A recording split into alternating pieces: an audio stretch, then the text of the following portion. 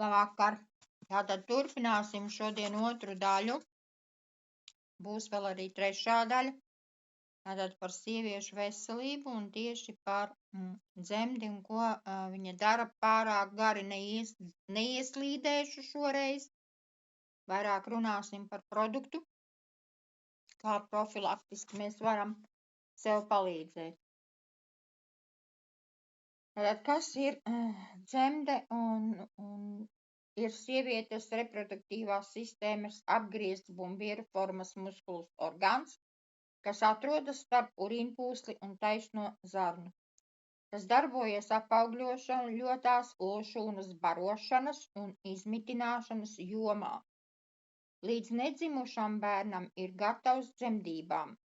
Dzemde ir 4 galvenie reģioni. Tātad bildi jūs pēc tam tur varēsiet izpētīt. Jā, ir saucamais dibens, ir plaši izteikta augšējā zona, kurā olvados savienot ar dzemdi. Ķermenis, galvenā dzemdes daļa, sākas cieši zem olvadu līmeņa un turpinās uz leju līdz dzemdes sienas un dobums sāk sašaurināties. Tad ir zemes sargs, ir apakšējais šaurais kakla rajons. Zemākā sadaļa dzemdes kakls stieps uz leju no saucamā cietuma līdz tās atveres makstī. Jā, tātad sašaurinājums, kurš mums ir pats galvenais, ko vispirms, kas mums ir jāizsargā, kas mums ir, tātad pirmām kārtām profilaktiski ir jāuztur, jā, mūsu disbalansam, mūsu florai. Jā, tātad būs nākošais arī tēmas par to, kā mēs to visu varam aizsargāt. Jā, un pati dzemde ir 6 līdz 8 cm gara. Tās sienas biezums ir aptuveni 2 līdz 3 cm. Orgāna platums mainās, tas parasti ir apmēram 6 cm plats pie dibena un tikai puse no šī attāluma pie zemes saucamās, jo tas ir pie kakla, jā, kur viņš sagriežās. Tad, kad apaugļojās, tad ar viņa tur savādāk izveidojas, un tad ir apakšā pie dzemdes kakla mums saucamā zeme. Dzemdes dobums atveras maksts dobumā un abi veido to, ko parasti sauc par dzemdību kanālu. Dzemdes dobuma oderējums ir mitras gļotāda pazīstams kā endometrijs. Un tas ir tas, kas ir jāsabalansē, kam ir jābūt noteiktā endometrijas mērījumi, kur mēra dakteri, kur bauda mūsu baktērijas, kur bauda mūsu tātad dzemdes vēzi, kakla vēzi. Jā, tad šajā, ja ir disbalans, tad arī šīs te šūnas tur rodās. Oderes laikā biezums mainās, menstruālās cikls, ja, tātad dzemdes kakla rajonā mums mainās bioforms un cikla laikā, kad mums ir menstruācijas, tad viņš tur izplēšās, izšaurinās un arī šis te mitrums mainās. Ja, tad visbiežākā olšūna dalīšanās periodā arī un no olnīcas var redzēt ovulāciju. Ja? Tad šeit kopumā tajā vietā mums tur apaugļojas olšūna. Ja olšūna tiek apaugļota, tā piestiprinās pie dzemdes biezās endometrijas sienas un sāk attīstīties, jo olšūna nav apaugļota, ja nav apaugļota. Endometrijas sienas atbrīvojas no ārējās slāņa šūnas. Ja? Tad tas sāk izdalīties šķidrumi, izdalās asinis, izdalās, ja, tad viss mums izdalās no organisma ārā, ja viņi nav apaugļoti. Olšūnu un audu pārpalikums tiek izvadīts no ķermeņa menstruālās asiņošanas laikā. Endometrijā rodās arī sekrēcijas, kas palīdz uzturēt dzīvību gan olšūnai, gan spermas šūnai. Ja, tad arī šī sekrēcija ir, kā es teicu, šī te endometrijā ir jābūt šim te balansam. Ja viņš paaugstināts, tad arī tātad spermas šūna, viņa nevarēs apaugļot olšūnu. Ja, tas arī ļoti svarīgi šī te, kā mums organismā skābums kuņģī, jābūt ir, jā, tad gremošanas sistēmā, tā arī šeit ir jābūt šim te, nedrīkst būt skābai vidē. Endometrija šķīdrums sastāvdaļas ir ūdens, dzels, kālijs, nātrijs, hlorīds, glikoze, tātad cukurvietas, jā, un olbaltumvielas. Glikoze ir reproduktīvo šūnu barībvielas, savukārt olbaltumvielas palīdz apaugļoties ošūnas implantēšanai. Otra sastāvdaļa nodrošina, piemēram, vidi ošūnas spermas šūnām. Jā, tad šie te sastāvdaļas ir jābūt, tāpēc mēs dzeram arī ūdeni. Jā, ja ir pa maz ūdens, viņš nebūs. Dzels, kālijs, nātrijs, hlorīds, glikoze un olbaltumvielas, tas ir pirmām kārtām, kam jābūt pusgadu pirms apaugļošanās. Īstenībā ir jābūt šo te papildu elementu vairāk organismā.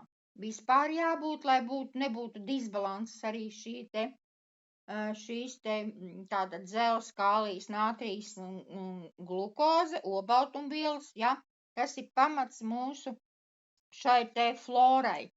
Ja viņš ir pa zemu, vides samainās, ja viņš ir pa maz, vides samainās.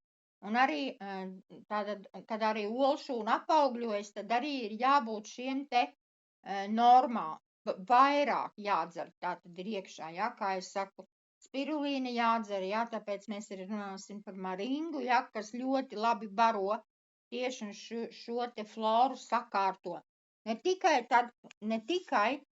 sīvietēm, kas, protams, gaida bērnu un grib bērnus, bet arī parastā ikdienā mums jābūt šai te florai, šai endometrijai ir jābūt bezskābā vidē, ja, lai neveidojas šī te vēža šūnas, lai neveidojas cistas, lai neveidojas visādi polīpi un viss kaut kas mums, kas diemžēl sīvietēm rodās. Tas ir tikai no šī te disbalansu un par maz vitamīnu, mikroelementu jau organismā, kas ir vajadzīgs.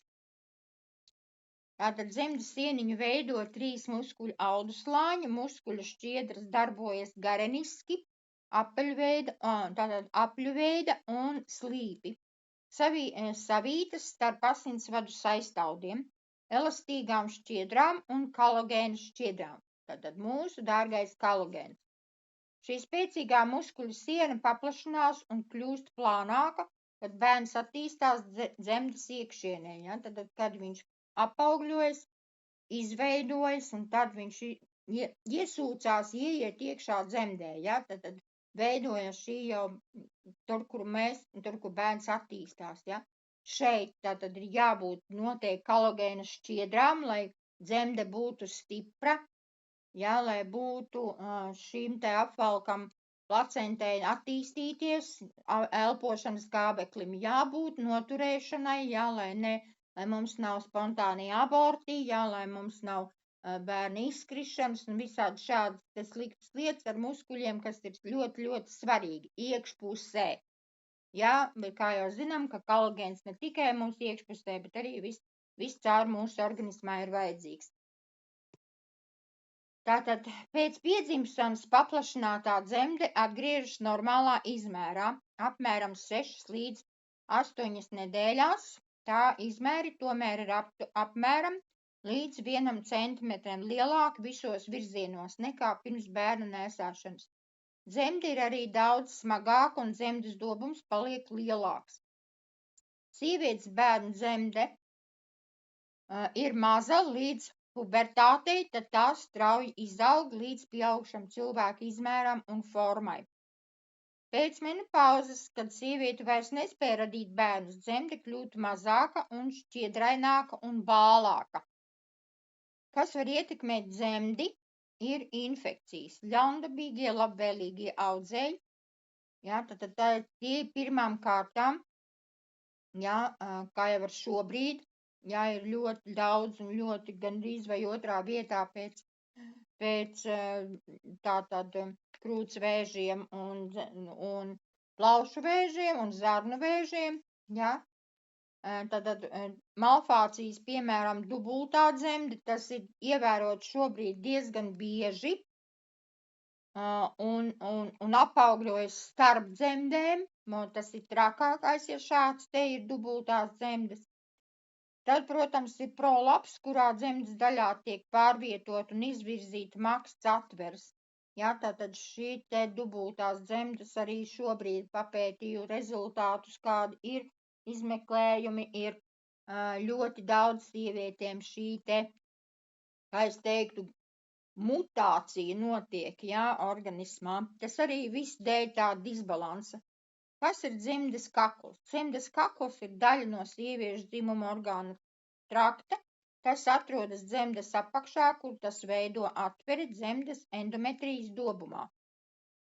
Jā, kā jau zīmējumus esam tādus redzējuši, dzemdes kakls parasti ir sadalīts divās daļās, ektociviliktā un endocerviksā, kas saskaras apgabalā, ko sauc par transformācijas zonu. Kāda veida šūnas parasti atrodas dzemdes kaklā? Dzemdes kaklā ārējo virsmu izklāj divu veidu šūnas, kas veido barjeru, ko sauc par epitēliju. Dzemdes kakla pirmo daļu sauc par ektocervisku un to izklāj plakanšūnas. Otrās dzemdes kakla daļu sauc par endocervisku un to izklāj kolonnas formas šūnas, kas savienojas kopā, veidojot nelielas struktūras, ko sauc par dziedzeriem, ja, par ko jau mēs pagājušreiz runājām. Audus zem epitēlijas sauc par stromu un sastāv no saistaudiem un asinsvadiem. Kāpēc šīs dzemdes kakla daļa ir ļoti svarīga? Transformācijas zona ir svarīga, jo lielākā daļa pirmsvēžu stāvokļi, piemēram, zemes pakāpes plakanšūnu, intraepitēlais bojājums un augstas pakāpes plakanšūnas, tad vai nu zems vai pārāk augsts, kā arī pats vēža šūnu plakanā, plakanšūna karcinomas, jā, tas jau ir ļoti lielā stadijā, sācies šajā dzemdes kakla rajonā. Šos apstākļus gandrīz vienmēr izraisa cilvēka papilomas vīrus, kas inficē šūnas šajā zonā. Ļoti daudz sievietēm šobrīd ir kaunuma lūpās, ir papilomas. Jā, un ar tām ir ļoti jācīnās, jo tas ir pirmais, kas izraisa dzemdes kakla vēzi. Jā, tas ir tagad pierādīts, arī kas to dara. Protams, arī ir karcinoma, ir, protams, arī veido cistas, arī izveido šīs te polīpus, kas mums ir, sievietēm mēdz būt, arī pienskābe, jā, tad ļoti augsts skābes līmenis, jā, kas veido arī šo, ir noteikti pirmām kārtām jācīnās ar šādām lietām. Tātad profilaksei mums ir vajadzīgs noteikti ļoti liela barošana, protams, ir vajadzīgs organisma attīrīšana, tātad sabalansēšana, šūnu, plakaņšūnu un taisnšūnu sabalansēšana. Ja, kā redzam, šeit mums ir arī olīvu lapa, ko, ja mums ir vajadzīga skalošana, ja mums ir vajadzīga, pieņemsim, arī ļoti labi, ja ir skāba vide, arī pie pienskābēm. Ja, tātad arī, ja ir šādas lietas, kuras ir vajadzīgas skalošana, ja, tad arī mēs olīvu lapu varam izmantot, ne tikai dzerot iekšā, bet uztaisot šķīdumu, mēs ļoti labi, efektīgi viņš sabalansē šo skābi. Un attīra un sakārto arī tātad šīs te ļotas, kas ir mūsu makstī. Ja. Olīvu lapa ir arī ļoti laba kopā ar mūsu eļļām visādām, kuras mēs varam izmantot kā tamponu veidā, ja, kuras, ja ir sausums. Ja ir sausas makstas, tad mēs varam arī izmantot šādu te vai nu skalošanu, pēc dzimuma akta sevišķi ļoti efektīgi ir apmazgājoties ar olīvu lapu.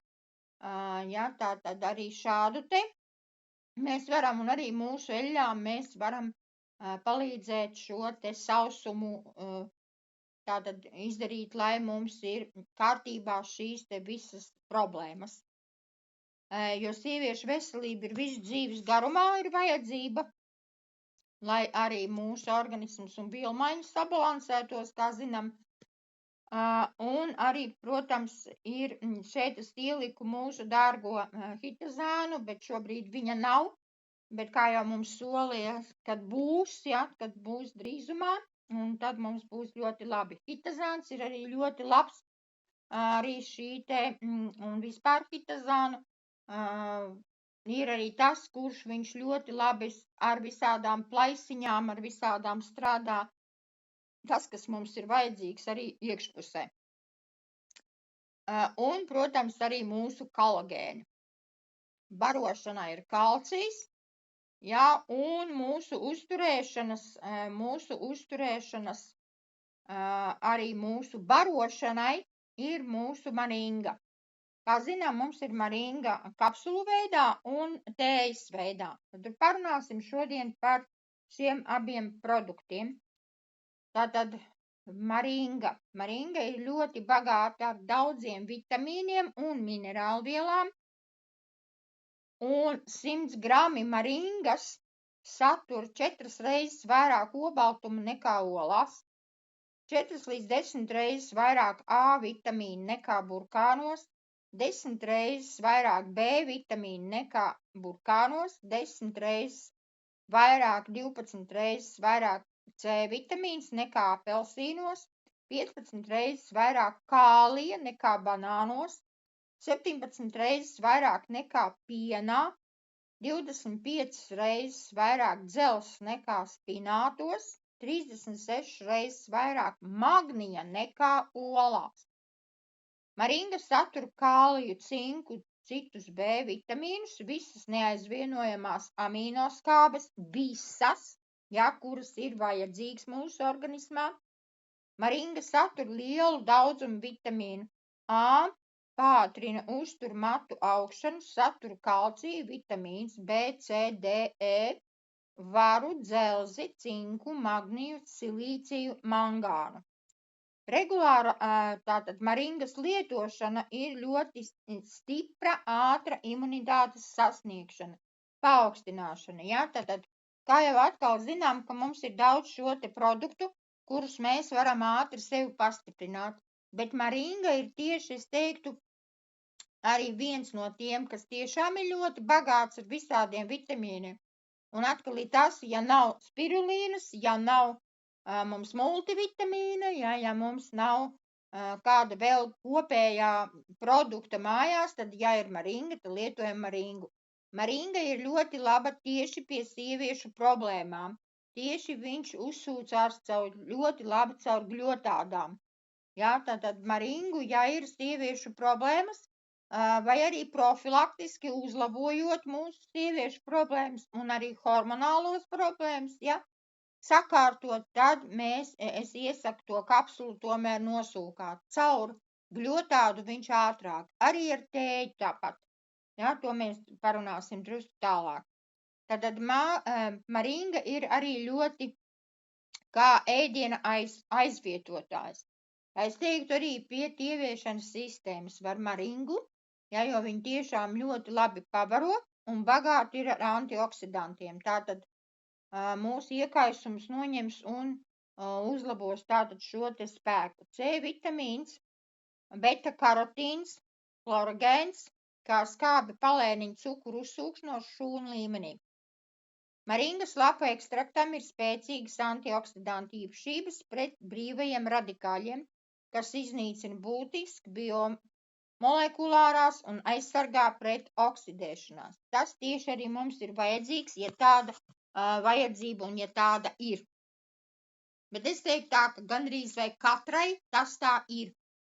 Jā, protams, ir mazāk, kā es vienmēr smejos, mums ir mazāk, jo ersāgam ir diezgan lielas rezultāti, jā, lietojot un daudz savādāks organisms izmainās, lietojot mūsu produktus, bet tie, kas nelieto, tiem ir ļoti svarīga šī te tieši oksidēšanās, ja, un par to arī vajadzētu parunāt un pastāstīt, ja, meitenēm, sievietēm, jaunajām māmiņām, ja, jo šī oksidēšanās notiek visam kopā.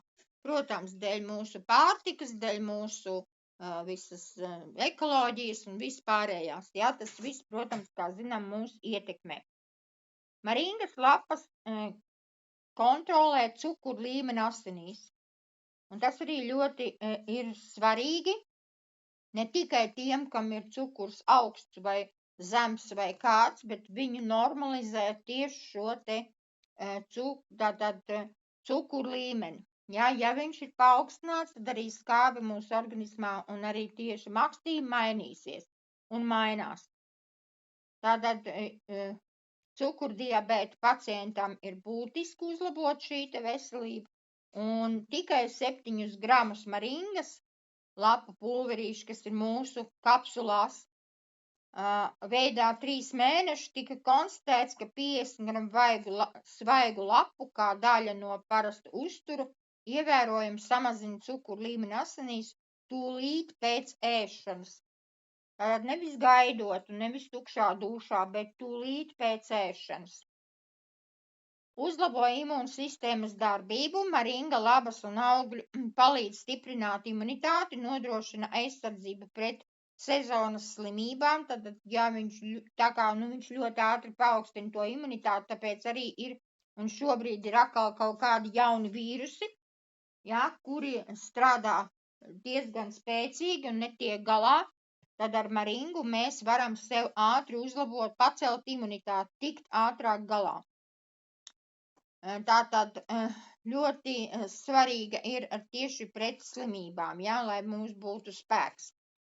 Tātad praksa ir arī izplatīta nabadzīgajās kopienās, kur cilvēkiem ir ļoti slikti apstākļi, tā ir pierādīti, apskatīti, un ar maringu tiešām ļoti ātri uzlabo šo te organisma sakārtošanu.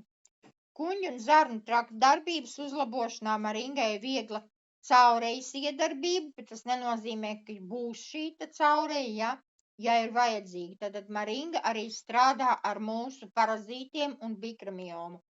Tātad, ja būs kāda nepareiza baktērija mūsu organismā, tad, protams, šī te caureja būs, mīkstāks vēders būs, tā pārbaudīts tiešām ir tā, bet nav no tā jābaidās.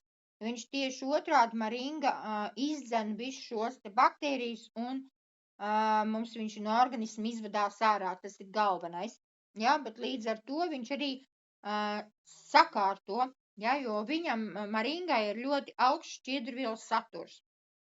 Ļoti daudz šķiedrvielas, tātad, ir vajadzīgs šķiedrvielu organismā papildināšana, kā jau zinām, ka zarnu traktām tas ir pats galvenais, tad mēs maringu varam lietot. Kuņģu zarnu traktīgumu kustīgumam dod, mēs esam runājuši par zarnu pārsliņām, tad maringa ir tā, kas mums palīdzēs arī šīs te pārsliņas sakārtot, un kustīgumam jābūt, lai bīdītu uz priekšu, lai neveidotos akmeņi.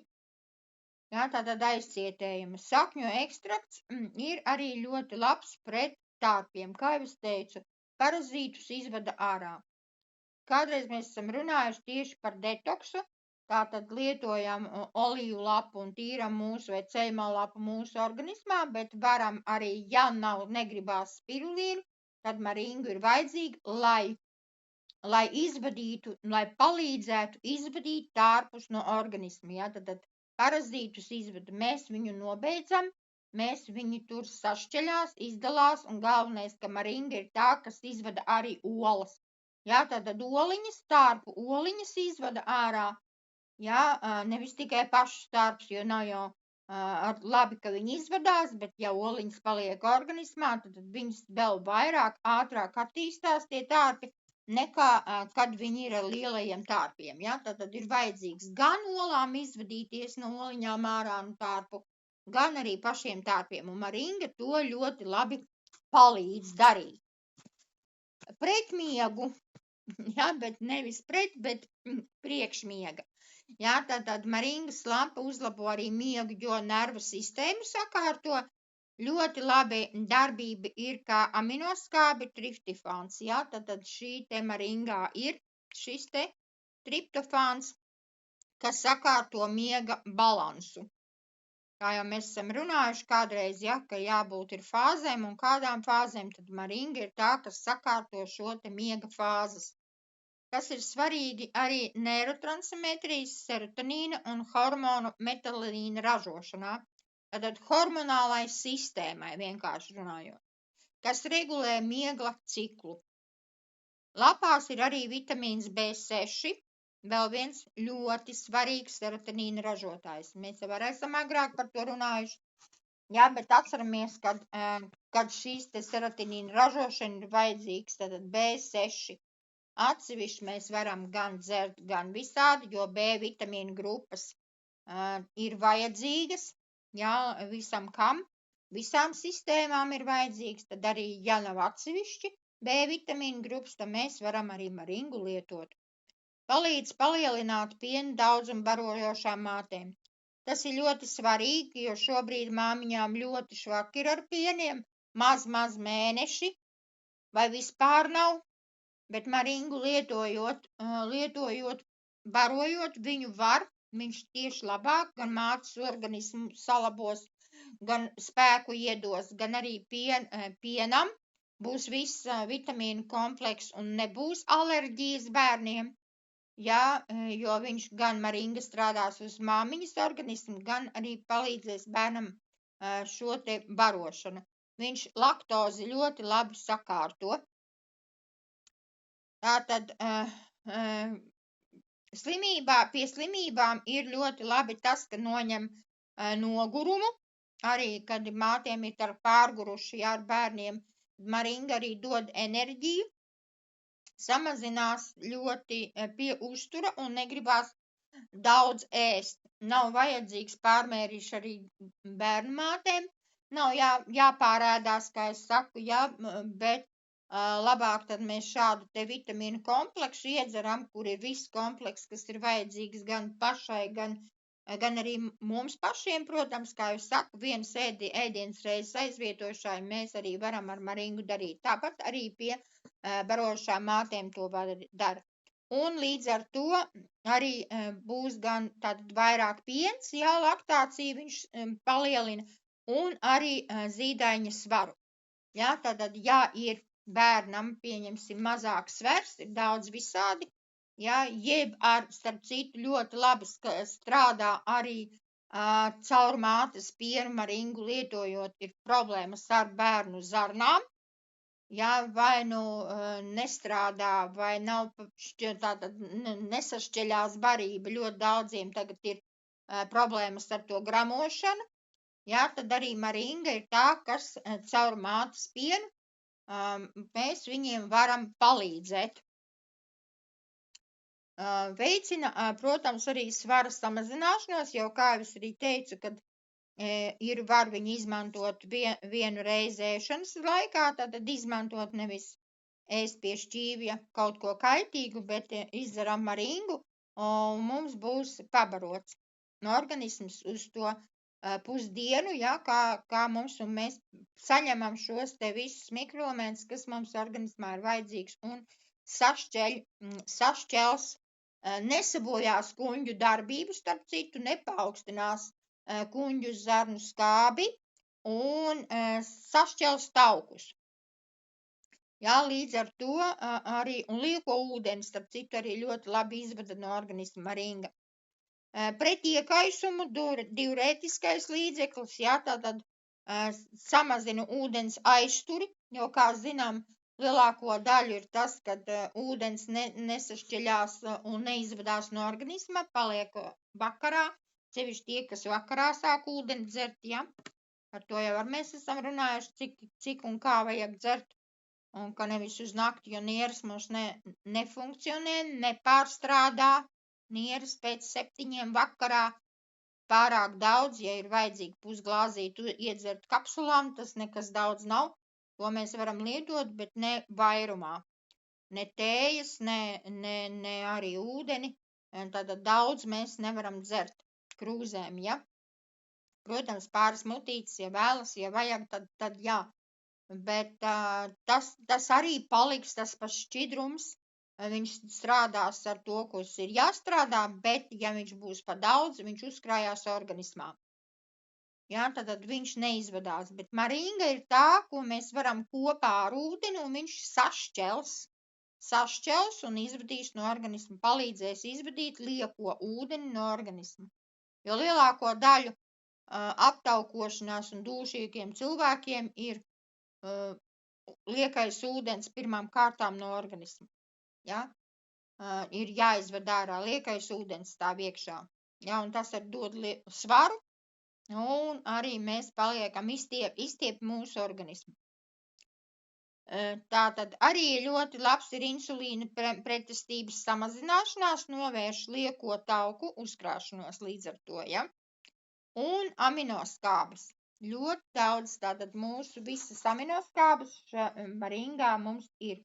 Un tas palīdz arī mūsu ādas un muskuļu normalizācijai.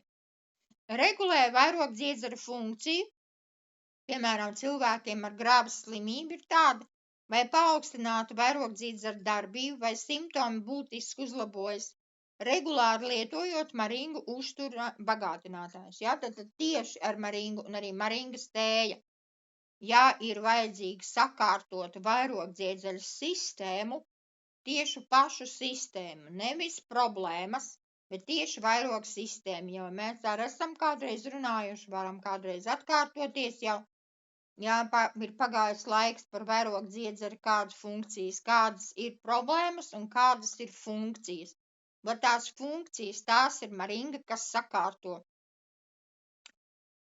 Tad ir, protams, arī maringa pie artrītiem, jo maringa ir tātad imūnregulātors, īpašs un vērtamās autoimūnās slimības gadījumos, pret iekaisumu darbībā mazina locītavas sāpes un pietūkums. Atceramies, ka iedzers vienu tablētu, sāpes nenoņems. Ja? Tas ir ilgstošā un organisma normalizēšanas variantā. Ir sevišķi iekaisumos. Ja? Iekaisumus atceramies, ka mēs nevaram, viņš nestrādās tūlīt un tagad. Ja? Bioloģiski aktīvās piedevas tā nestrādā. Tā palēnina novecošanās procesu, ja? Jo mēs zinām, ka ādas šūnas paaugstinās antioksidantu iedarbību un aizsargā veselās šūnas no stresa. Papildina būtiskās augšanas un attīstības nozari. Tātad citokīni, kas atbild organismā par stresu, labvēlīgi ietekmē cilvēku un dzīvnieku organismu veselību, gan šūnu, gan visu organismu līmeni. Maringu, tēju, arī kapsulus mēs varam dot arī problemātiskiem dzīvniekiem. Ja, tad arī šeit ir viens atkal daudzfunkcionāls variants, kā es saku, ja, kur mēs varam izmantot sev, bērnam, maziem bērniem un arī dzīvniekiem. Ja, tad gan ūdens uzkrāšanās, gan parazītu normalizācija, vienkārši attaisot kapsulas, piebarot pie barības, viņa apēd un strādā. Nekas kaitīgi nenotiek.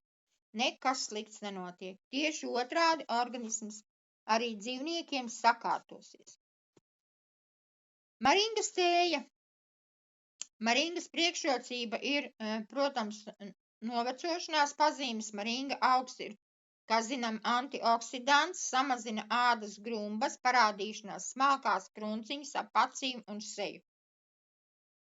Tas arī novērš dažādas hroniskas slimības, piemēram, artrītu, vēzes, sirds slimības, nieru slimības, atvieglo acu slimību un uzlabo redzes kvalitāti. Bet tieši tēja. Interesantākais tas, kad ir tā sakārtots, tā sabalansēt šie divi produkti, kad, protams, uzlabosies arī mūsu organisms, arī kapsulas, ja mēs lietojam, ja, bet tieši tēja ir tā, kas gan sabalansē, gan mūs, kā es saku, pašķaida, ja, gan izvada no organisma ārā, un arī tēju mēs varam izmantot daudzos variantos, pastāstīšu. Maringu lieto ļoti tieši kā alternatīvu līdzekļu acu slimībām, labas redzes ārstēšanai, gremošanas un zarnu kustības atvieglošanai, kā arī sāpēm vēderā. Uztaisam stiprāku tēju, Ja ir graizes, ļoti labi, efektīgi strādā, tiešām ir izprovēts, kā tas ir, bet tā stiprāku tādu paturēt, ja, tad viņš labāk. Tad arī pie caurejas, starp citu, arī viņš ļoti labi strādā. Lieto brūču un čūlu mazgāšanai, palīdz mazināt asmu, ausu sāpes un galvas sāpes. Ot interesanti, kā tas ir, tēju dzerot, mums ausis pāriet. Jā, mēs dzeram iekšā, bet arī mums arī es esmu personīgi izprovējis, kā tas ir ar maringas šādu te izlasot. Ausu sāpēja mazmeitai, samitrināju vatīti, ieliku ausus ejā, tikai nebāžam dziļi, protams, ja, bet ejā. Paturot, 15 minūtes pārgāja auss. Sāpēja tā kā ārprāts. Ja, tā kā viņš sasilst un maringa tur tās kaut ko tādu īpašu viņš dara, kā es saku, ja, kā arī mūsu kampareļa to darīja kādreiz, ja, un dara joprojām, tikai viņi jāsasilda, ja, jābūt silti. Šeit arī maringas tēja ir siltai jābūt, ne karstai, karstu neliekam ausīs vai degunā nepilinam, ja, karstu, bet siltu mēs to varam darīt un ļoti efektīgi strādā.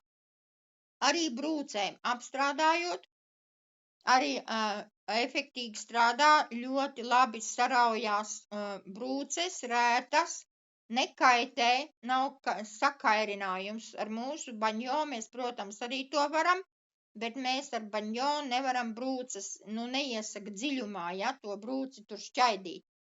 Un lieta kaut tur ir ūdeņraža pārskāpi klāt, ja, jo, viņš diezgan stiprs, tad viņš ir jāšķaida. Bet ar maringas tēju to var darīt.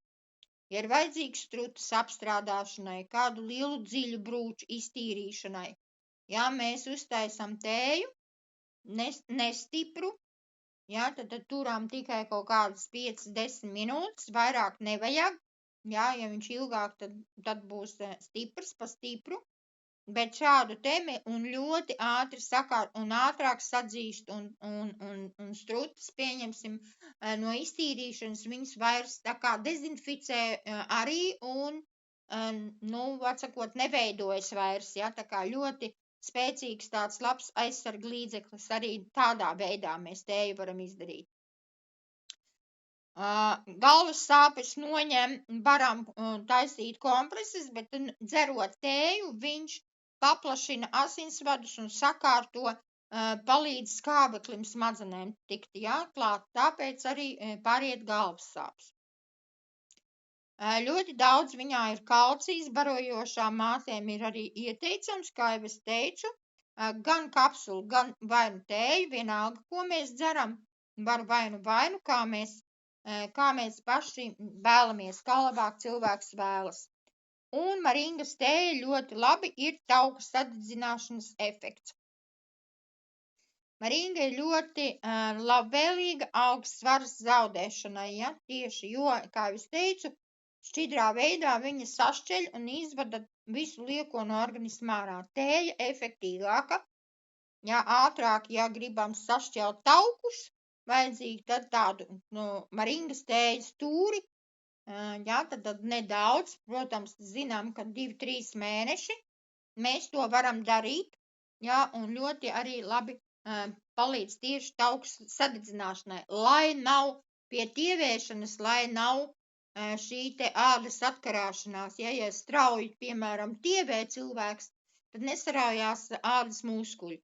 Maringas tēja to dara, palīdz pamazām sašķelt taukiem un neļauj ādai izžūt, ja, atsakot, viņa sarauj šo muskuli, palīdz izdarīt to, ja, ka nav vajadzības īpašas masāžas, īpaši tur kaut ko vingrot un darboties, mēs varam šādi ar šiem te abiem produktiem arī ļoti labi to dara.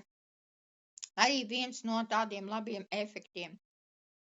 Un maz kalorijas, tātad nav kalorijas, ja, kaut mūs ļoti, ļoti daudz pabaro, ir barošana, ja, bet tai pašā laikā ir enerģija, bet nav šī te taukvielas, ja, tad sakļauj taukus, nevis uzglabā. Sakļauj, bet neuzglabā. Tas palīdz arī mazināt asmu, aušu un sāpes galvas, kā jau mēs teicām. Daudz kalcija, ja, un arī pie piena, kā jau es arī teicu, agrāk jau pieminējām. Obaltumvielu avots ļoti spēcīgs. Kā jau zinām, mums ir vajadzīgs obaltums un katru dienu, ja, tātad arī to mēs varam ļoti labi sakārtot ar maringu un ar tauku nogļu hidrātiem. Tā kā dabiski minerālvielu trūkums, ja ir organismā cilvēkam, tad maringa ir efektīga gan tējas veidā, gan vainu, ja, vai arī pat abus var, ja ir ļoti spēcīgs trūkums minerālvielām, tad var arī gan darīt, ja, abus divus un ļoti strauji, ļoti ātri, vienmērīgi. Galvenais, ka būs vienmērīga paaugstināšanās, nevis strauja, uzreiz kaut kādu uz vienu pusi, vai tikai obaltums, vai kaut kas, viņš sabalansējās organismā ļoti labi. Jā, un tātad unikāla ir melatonīna un cilvēka sēra saturošā aminoskābu avots. Ja, jo sēram arī ir jābūt organismā, un maringā ir noteikti daudzums, cik mūsu organismā ir vajadzīgs. A un C un B vitamīns un reaģē uz kaitīgām molēkulām, kas izraisa novecošanos. Ja, tad sašķeļ vecās molēkulas, vecās šūnas un palīdz izvadīt no organisma. Tad kāda tad ir mūsu šo te tējas lietošana ir sevišķi? Uz katru krūzītes tātad vai teikannā varam visādi, kā mēs gribam, lielākā, mazākā daudzumā, skatoties, cik daudz un kā mēs darīsim un priekš kā mēs daram. Jā, kā jau es teicu, var daudz izmantot. Vienu paciņu ir parasti normāli, mums ir tā, kad ir uz puslitru. Nevis uz mazo krūzīti, ja, šo te tā būs stiprs, var taisīt, bet būs ļoti stipra. Ļoti ātri sašķelsies, jāsadomā, jāpadomā, ko mēs dzeram, kā mēs daram, jā, bet pareizi ir puslitrs un jāpatur tikai 3-5 minūtes. Tas būs tā pareizā deva, kad mēs sašķeļam taukus. Ja mums ir vajadzīga kāda, kā jau es teicu, piemēram, zarnu sakārtošanai, vai komprešu likšanai, vai, piemēram, kuņģu skābes normalizācijai, ja, vai skalošanai, kā es runāju, ka var maksti skalot, ja. Nepārdozējam, protams, ja, zinām, ka nevar, jāpadomā, ka nevar katru dienu to darīt, lai nesabojātu biomu, ja, lai tieši balansu, disbalansu nesabojātu, ja, bet var ar šo te palīdzēt. Tā kā skatoties, ko un cik daudz var viņu uztaisīt uz litru, ja kāda teikts teikannā, bet tad mēs atšķaidam, ja kā es saku, stiprumu mēs uztaisam, bet atšķaidam ar siltu ūdeni. Jā, tad nevārot, nekarsējot, bet ar siltu ūdeni mēs viņu atšķaidam. Tātad ielējam kādu daļiņu, vispirms siltā ūdens un tad to tēju klāt, nevis otrādi. Arī tēju taisot, mēs lejam vispirms ūdeni krūzē, teikannā vai glāzītē, vienalga, kur mēs lejam ūdeni un ne vārošu. Tējas mēs netaisam vārošā ūdenī. Jā, tātad ir jābūt, lielākais ir 80 grādi, tagad, kā es saku, uzvāram teikanu un tad pa gaisu lejot uz augšu ceļot, tad viņam būs 80 grādi, būs atzis. Būs karsts, bet ne vārošs. Katrā ziņā ūdens vispirms ir jālej, un tad ir paciņa jāliek iekšā, lai nesabojātu, lai neinternalizētu, lai nenoņemtu šīs te labās vielas, kas ir šajā paciņā, šajā tējā ir izveidotas. Ja mēs lejam karsto ūdeni uz paciņas, mēs sabojājam šo te struktūru. Ļoti iesaku padomāt, jā, jo daudz nedara pareizi. Ja, lai mēs, it sevišķi ārsnieciskās tējas, it sevišķi tiešām šīs arī mūsu maringas, paciņa ir sakārtota pareizi ar visā tieši sabalansēta, kāda ir jābūt struktūrai, šīs tējas struktūrai, bet ja mēs gāzīsim virsū, liesim karstu vārošu ūdeni, tad mūsu tā struktūra sabojāsies. Un nebūs tāda efekta, un visi mikroelementi, un C vitamīns ir sevišķi pirmais, un B vitamīns arī būs nost. Viņš nebūs tur vairs, ja? Tā kā daram tā, un tad mēs lietojam, dzeram vai nu turam 3-5 minūtes un izdzeram uzreiz, vai mēs varam arī stiprāku paturēt, ja ir vajadzīgs, vai, piemēram, uz darbu ņemt līdzi, ja, kur mēs nevaram šo tēju tur laistīties, tad mēs varam šādi uzsildot ūdeni, sašķaidot, un mēs varam izdarīt. Vai termosā.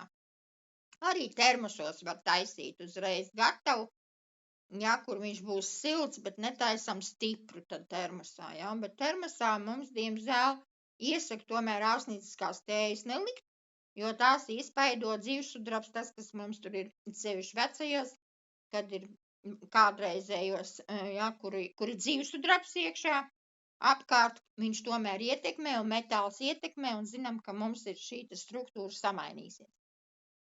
Nu tālūk, maringu kā parasti kapsulās mēs dzeram 2 reizes dienā, rītā un vakarā, tad, kad mums vajag. Bet, kā es saku, labāk ir pēc ēšanas tūlīt paēdam un tūlīt viņu izdzeram. Maringu tad ir efektīgāks rezultāts. Tālūk, nu to es gribēju šodien pastāstīt. Varbūt ir jautājumi.